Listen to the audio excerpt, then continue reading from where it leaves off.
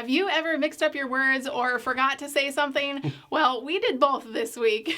Hi, I'm Megan. I'm Colin. And we are the hosts of Pet Sitter Confessional, a podcast by pet sitters for pet sitters.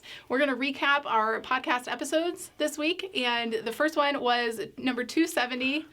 All about numbers and knowing your numbers and why that was important, and I didn't know it well enough apparently because I switched accounts payable and accounts receivable and the definition of that. So this is important when we're invoicing or we are being invoiced and we're keeping track of those numbers. So in this case, accounts receivable is what you are owed, the money that you are owed from other companies or your clients that you have invoiced for.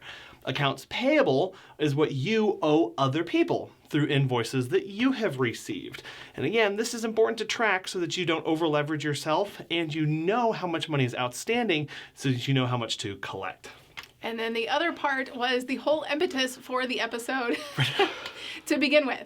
So we had talked about what numbers you need to know for your business, and it all stemmed from a Chamber of Commerce magazine that we had received in the mail. Yeah, so we got a really cool Chamber of Commerce magazine going through demographics and other statistics about our city and our county. And as a business owner, this kind of information is really invaluable. And just one example of this, where we live is roughly 50% renters and 50% homeowners. And this was actually a really important part when we moved to the area because we were trying to figure out a place to rent. We didn't necessarily want to buy a home.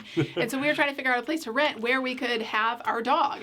And there really weren't any because all of the rentals said no pets. And there weren't really apartment complexes here where we live. Yeah. And so this was a really important statistic for us when we started the business. Yeah, as a business now who takes care of pets, if half of the people who are in my service radius live in rentals and they can't have pets, all of a sudden, realistically, my target audience is shrunk immediately by half, right? And then just diving into those numbers a little bit more, we realize that if there were 20,000 people in the city and half of those are renting, so that's 10,000 people, roughly about half of those are all in one household. If you think an average of 2 people per household, obviously there's some more or less depending on whether they have kids or not.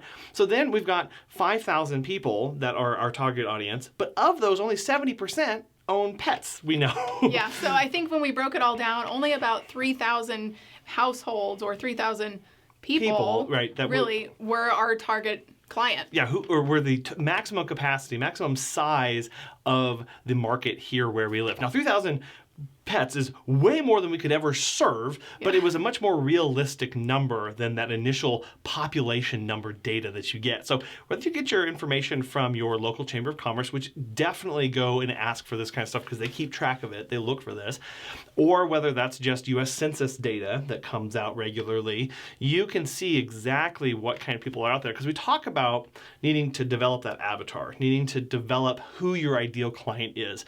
The one question is always, is that person even out there? And are there enough of them to sustain my business on? Yeah, if you are trying to target a millennial, young professional who loves their pets and kids, like this magazine even had, interests from people in the city and what they like to do, where they like to go. It was a pretty cool targeted thing that the city was able to do, and they mailed it out to all the residents of the county.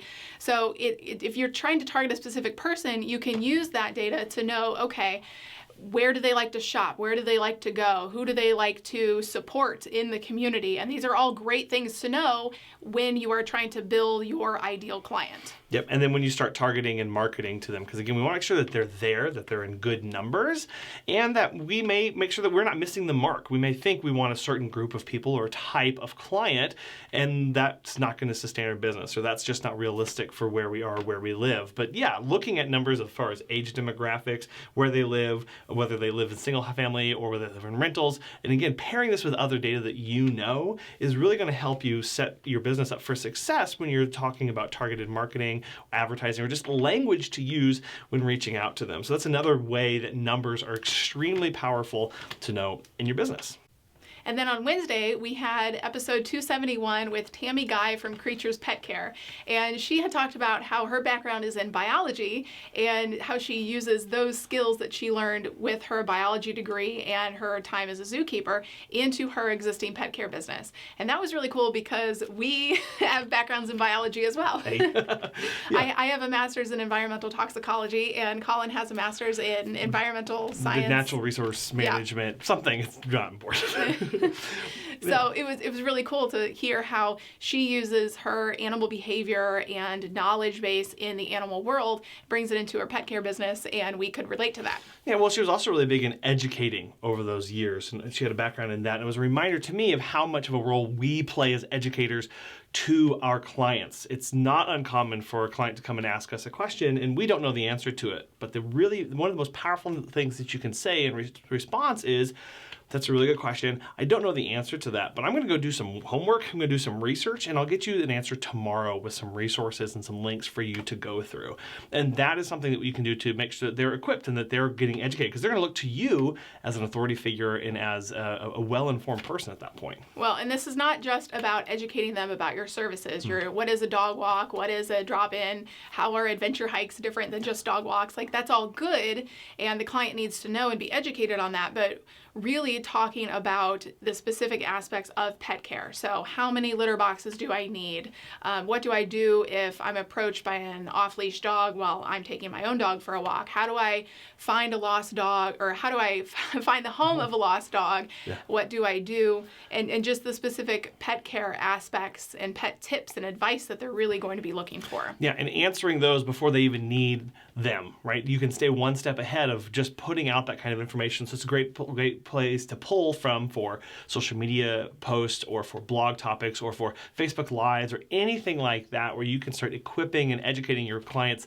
You're going to put them up to be really good pet parents. So we hope you enjoyed this. If you haven't already, go back and listen to episodes 270 and 271, and we would love any feedback that you have. Don't forget to subscribe so you can... the bell thing. Yeah, ring the bell so you'll be alerted to anytime we post a new video. Right now it's Monday, Wednesdays, and Fridays. So yeah, thanks for joining us, and we'll talk to you next time. Bye.